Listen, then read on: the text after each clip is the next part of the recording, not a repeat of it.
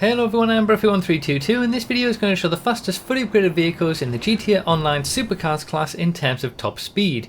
As always, the position counter is in the top left with the actual top speed the vehicle achieved in the top right, and for this 2020 series I'll be showcasing the non-raceable vehicles first.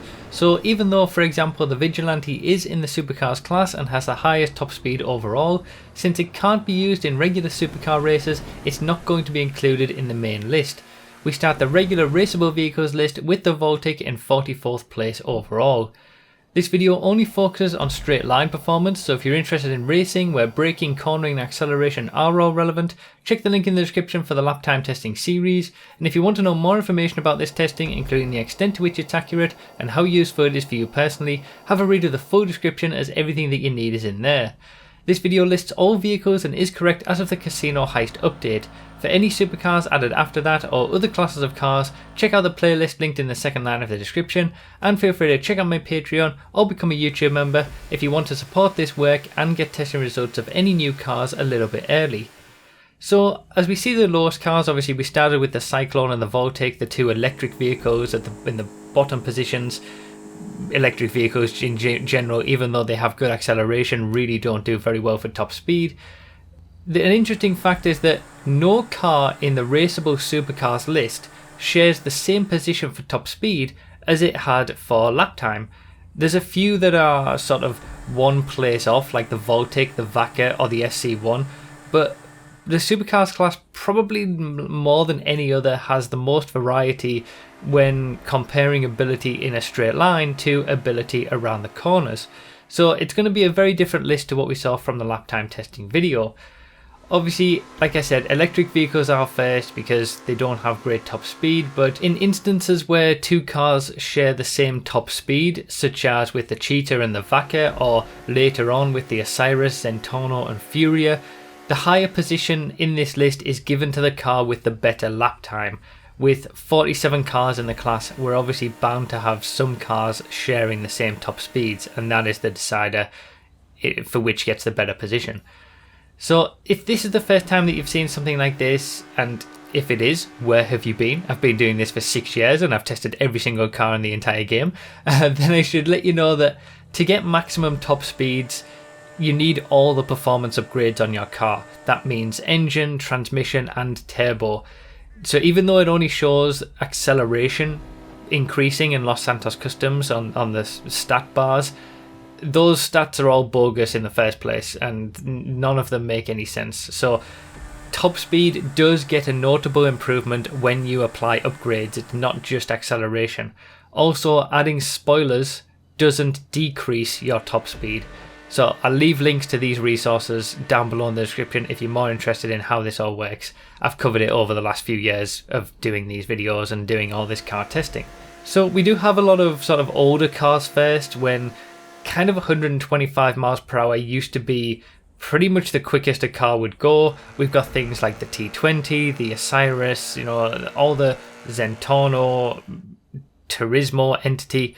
The old style of supercars generally didn't have great top speed, and for example back in 2013 the Entity was the king of supercar races mainly because of its cornering ability, and that is very similar to now. For racers, cornering ability is more important than anything else, but top speeds have certainly moved on over the years, and that is evidenced by the Adder only just making it into the top 20 for this list, despite having the highest top speed for a supercar back in 2013.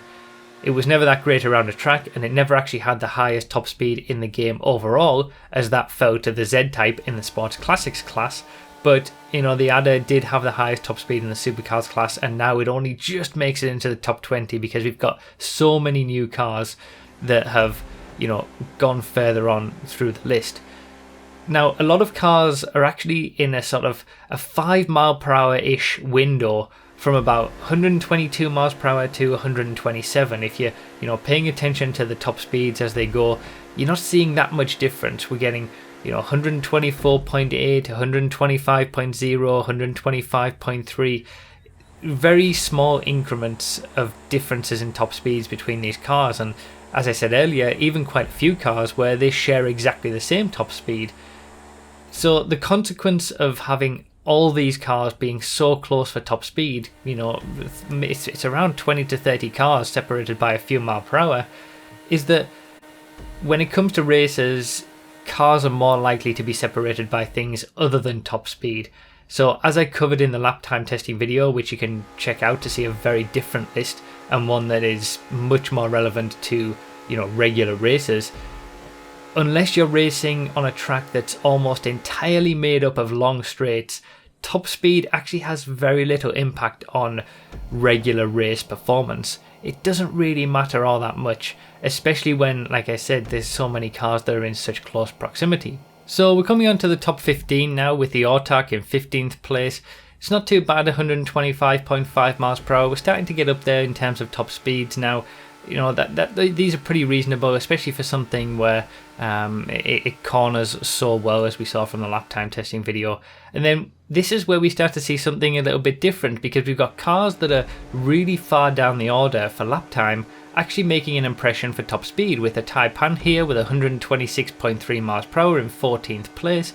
And that was way down the order in the lap time testing video, and that's exactly what I was talking about, that a vehicle can have a high top speed, but if it's no good on the brakes, it's not got good acceleration, it doesn't have good cornering ability to go around those corners quickly, it's not going to do very well. So even though the Taipan is up into the top 15, you wouldn't want to use it really in a racing situation. We've got a group here of, first of all, we had the Italy GTB there, and then the Nero, and then in a few places time we'll also have the Italy GTB Custom and the Nero Custom. Both the Benny's upgraded versions of those cars are slightly quicker in terms of top speed, but when it comes to lap time, the Italy GTB regular version is actually quicker than the Italy GTB Custom for various nuances to do with spoilers versus downforce. And obviously we saw there the Wagner just missing out on the top 10, and yeah, certainly still a very capable car, the Wagner. It's safe to say that. So we're on to the top 10. The Italy GTB Custom just sneaks into that top 10 first of all, and then we've got the Tyrant in 9th place. But it's not even a supercar that has the highest top speed for any regular car in the entire game. So just like back in 2013, the Adder had the highest top speed for any supercar, but didn't have the highest top speed for any car regardless of class. The same is true now, even though we've got the highest top speed, at the very end of the list for supercars. It's actually a sports car that has the highest top speed for regular cars in the entire game. So it's interesting that the supercars class has always been a little bit weird when it comes to top speed, and most of the time supercars have tended to focus on other things that make cars quick, not just top speed. Having said that, just missing out on the top 5, here in 7th and 6th positions, we've got the Krieger and the Emirates.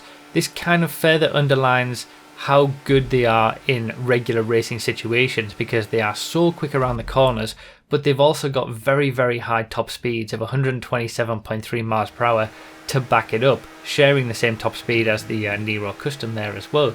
So very good cars, the Krieger and the Emirates, all round. Like I said previously, those are the two to choose in most situations.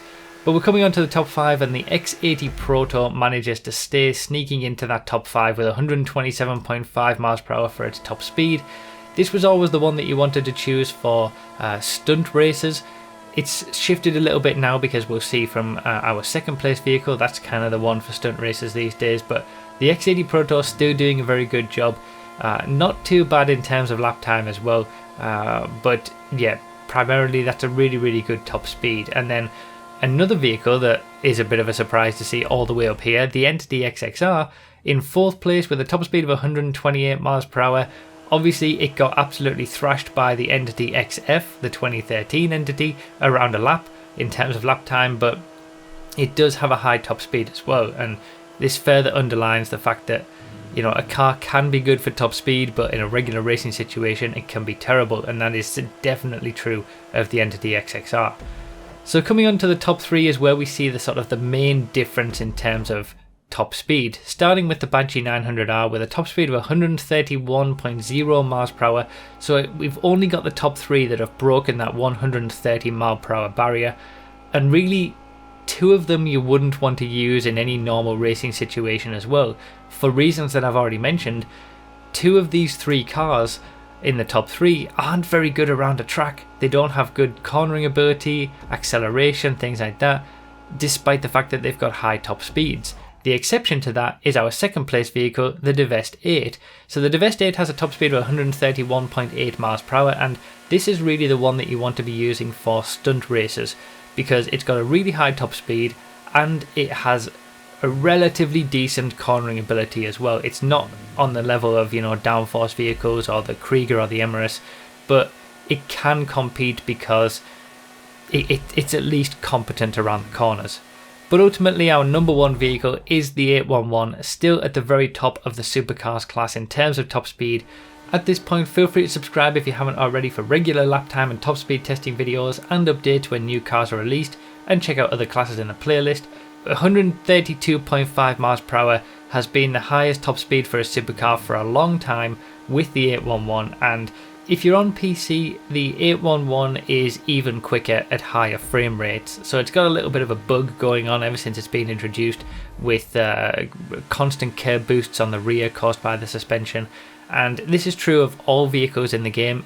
The higher your frame rate on the PC version of the game, the faster you will go. So if you're on PC at 60 FPS, you're going to be getting quicker lap times and going at higher top speeds than what people on console will at 30 FPS. But the 811 is a little bit special in that this bug that it has makes it even quicker. So in general on PC, you're going to be experiencing the similar lap times at least, and similar top speeds, and certainly the cars would be in the same order as what you're seeing in this list, except for a few very notable exceptions like the 811, where it will just fly because of this bug that's acting on it. And obviously, as we're seeing in these comparisons, it's very, very close in terms of top speed between the 811 and the Devest 8, and then the Vigilante and the Voltic, the absolute number one and the very, very last position. If you're including non-raceable vehicles, it's certainly not very close. So yeah, that's pretty much it. That's all the vehicles in the Supercars class tested for top speed for 2020. You've got an up-to-date list of everything. Like I said, you've got to use this and the lap time testing video to make your purchasing decisions, to determine what you're going to be using most and what is going to be more effective for the kind of racing and the kind of things that you do with your cars. But I've put out all the lap times, all the top speed, and now it's up to you. You can make an informed decision. So that's pretty much it for this one. Consider supporting on Patreon or become a YouTube member if you want to get testing results early. And remember to read the description for more info, comment with your thoughts, like the video if you enjoyed or found it helpful, and subscribe for more. Thank you all so much for watching. I really do appreciate it, and I'll see you next time.